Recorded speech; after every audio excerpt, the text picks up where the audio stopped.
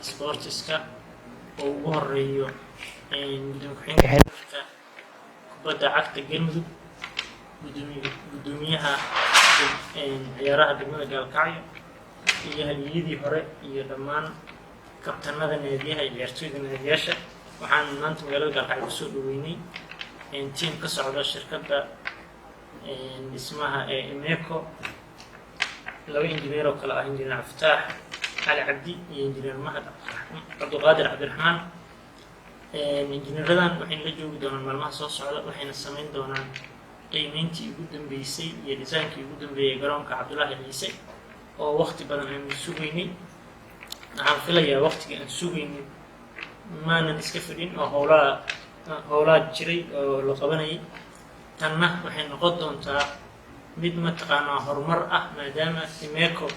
ay tahay shirkad kaliya maanta garoomada dhismayaasha laga sameeyay Soomaaliya shirkad kaliya sameysay haddeertan gacanta waxay ku haysaa garoonka jaamacadaha sidoo kale garoonka Stade Muqdisho waxaa ka haysa Soomaaliya Stade Muqdisho dhismihiisa qayb bay ka tahay marka anaga sharaf weyn maanta noo tahay in garoonka Cabdullaahi Ciise shirkadaas ay maanta design-kiisa sameyn doonto waxaan rajeynayaa in noqon doono mid standard ah oo garoomadaas la jaan qaada injineerada markale waxaan leeyahay soo dhawaada bahda sportskana oo ku faraxsanahay sida aad noola soo dhaweysay injineerada السلام عليكم ورحمة الله تعالى وبركاته. سلام كدب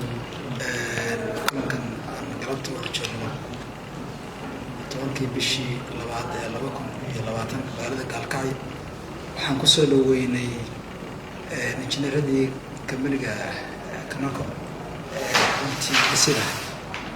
ama maaragtay qiimaynta ugu dambeysay sameeyay garoonka magaalada Gaalkacyo waxaan leenahay markii koobaad injineer soo dhawaada ku soo dhawaada magaaladiini ku soo dhawaada magaalada Gaalkacyo marka labaad waxaan u mahadcelinayaa teamka ugu horeeyay gudoomiyaha sportiga magaalada Gaalkacyo rogcadayaashii hore sportiga magaalada Gaalkacyo Baasha iyo Gambar saas lamid waxaan u mahadcelinayaa guddiga hab oo runtii loo idmada ama loo dooray shaqadan inay waajibaadkooda gutaan ama bulshada ay runtii hoggaan u noqdaan dhismaha garoonka Cabdullaahi Ciise saas lamid waxaan mahadcelinayaa naadiyaasha inta nagala joogta macallimiinta maamulayaasha ciyaartoyda mahadcelin ka soo runtii waxaan rabaa inaan hal kalmo ku darsado waxaan u taaganahay haddaan nahay bahda sportiga heer qaran ee Soomaaliya xiriirka kubadda cagta Soomaaliyeed anagoo kala u nahay haddaan nahay bahda xiriirka kubadda cagta ee Galmudug sportiga Soomaaliya marka soo joogo la hormariyo gaar ahaan anaga waxaa mas'uuliyad naga saaran tahay deegaanada Galmudug Gaalkacyo waxay ka mid tahay magaalada deegaanada Galmudug runtii waa magaalo xudun ah Soomaaliya oo bartamaha Soomaaliya oo magaalo qadiimi ah runtii waxaana ku yaala garoon badan laakiin waxaan rajeynayaa garoonka Cabdullaahi Ciise inuu garoon noqdo standard ah runtii xiriirka Soomaaliyeed ee heer Galmudug iyo heer gobol iyo kan degmada Gaalkacyo mustaqbalka anfaci doona waxaan ayaanta ugu dambeysay marleyna guux ah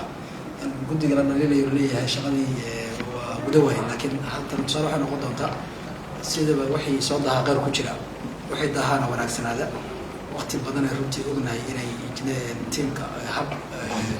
shaqadan waday inay u istaageen shaqo badan qabteen la tashiyo badan bulshada qaybeeda kala duwan la sameeyeen dhowr jeer ay qiimeyn sameeyeen mar kastana ay raadinayaan waxa ugu qurxoon garoonka ugu qurxoonaan karo mas'aal ku noqon karo midda kale garoon lacag yar oo bulshada laga qaaday iyo lacagtii reserve inta waa ma ka fikiraan karaan garoonkan waxa laga rabaa garoon standard oo mustaqbal ciyaaraha gobolada Soomaaliya lagu qabto sidaas daraadeed marka guddigu waxay waqti geliyeen inay cid kasta oo ay qusayso haddii tahay xiriirka kubadda cagta haddii tahay xiriirka Galmudug haddii tahay cid kasta oo runtii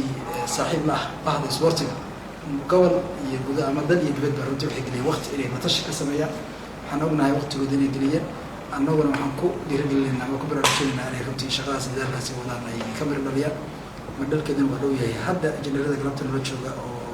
magaalada Muqdisho nooga yimid oo runtii caasimadda dalka ah waxay tusaale u tahay marka loo fiiriyo gobolada Soomaaliya garoomada ka socda injineerada loo keenay garoomada ama garoomada qiimeeyo injineerada guryaha dhisi jiray marka tan way ka duwan tahay garoomadii caalamiga ah heer qaran iyo gacanta ku hayaan injineerada maanta loo yimid kamari la yaqaan oo runtii qof kasta uu ku daawoowayo marka waxaan rabnaa bulshada Soomaaliyeed يرجع المدرونتي يقرب وين كجسد سيدي مارت أنو لا هايين أو مارت وحود يقوم بحلا هايين اسمها كرونك قرار مركز لقاها الله يزال العق حق لكم بحيسون مليون مركا العقتها هيسلنا والعق لا بقول يحوجاي مركا تروح إنه نقدم تعديل هاي قدره فرق ما افتتاح ما بالله في عنها دي هاي قدره قيمته جنرال السدح بالجود الحسن الشيء إنه كل ما يدونه كبعدين وحقود بدونه الشغل إني يباهدوا سيقلا من نار الله إذا بلورت الله إذا إن السيو أنا مركز أنت بدي أنا ما أدري الشغل ونعكسني بالشغل هاي يعني إلا تشيله ضدك أي قصيص صاحب سبورتيغا أي وقت وسينا أيام ما يبغى تلقينا أيام وأرمتي المرة اللي يراها ويانا ورقاتيرة وقناصتنا ومشي غوي دون لكن مركل لما قعوا هنا لا تشي بدل أنتي لقي بالشدة ما هو كقيس كان الدول دول كم دار عام أنا قال كائن أنتي بعض سبورتيغا قلب يهر مثلا وارجع أنت تلاقوا هاي وأنا رجعنا إن السنة كصوص على هذه الهاي قدروا عبد الله عيسى السادي المستشار أنتي قانون عالمي وبالشدة الصومالية سكان أفير قلب يكون عضو أنا نوضع أركضونه وحاسين جار أو مهذا يا تيم كان اللي يرضى هاي وقربت نبرج ودبي باش يجنبر ورنتي قرون كان وزير أنتي أساسين ورنتي أي مارك وزيرة والله يكسر بالله بني بعد سبورتي ورنتي أي ورنتي نبرج وكذا قاطي وحنا قرون كان إن وقت لو قلي إن إذا تدخل التاني تدخل عامين أيضا الرباط إن مستقبل كتشيلش ummadda Soomaaliyeed Soomaaliyeed isboortiga banana ayay garoonka runtii ku ciyaaraan ay ku muujiyaan yani waxyaabaha wanaag leh mar kale hadalku ku dheeraaday oo u mahadcelinaya baad injineerada oo qalabta noo joogan waxaan leenahay galkaayo runtii waa magaalo dacayad inta badan qabato marka indhiina ku arki doontaan goobjoogna u tihiin waan soo dhaweynaa ilaahay marka insha Allah taala waan maasantiin assalaamu calaykum alxamdulillahi rabbil aalamiin suma salaatu wa salaam ala ashrafil anbiyaa wal mursaliin sayyidina muhammadin wa ala alihi wa sahbihi wasallam ama ba'du ilaahay ma had iskale meesha suuqa keenay waxaan la qabaa waftigiisa rag hore sheegay injineerada soo dhawaadaan leeyahay mar labaad iyo mar saddexaad iyo mar afraad aad u maasantiin waxaan hadeen muhiim ah gudoomiyaha guddiga hab inta nagala joogtay iyo dhammaan madaxa xiriirka kubadda cagta galmudug Idris gudoomiye ku-xigeenka iyo dhammaan haliyada isboortiga iyo naadiyaasha inta toban ka socota iyo saado qodobada xubin isboorta asaguna kamid ah dhammaantiin waxaa leeyahay assalaamu calaykum waraxmatullaahi wabarakaatuh mar kale war badan ma jiro meeshan waxay la tahay soo dhaweynta qaybteeda ka qaadanaya injineeradana waxaan kula dardaarmayaa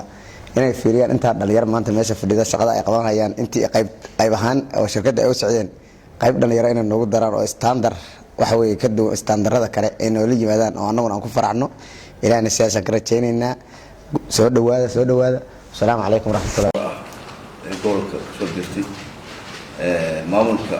gacanta ku haya aad iyo aad baan ugu hambalyaynayaa iyo muftiga cusub ee maanta noo yimid ee dhismaha garoonka u yimid iyo naqshadiintiisa dana bulshada gobolka ka mid ahay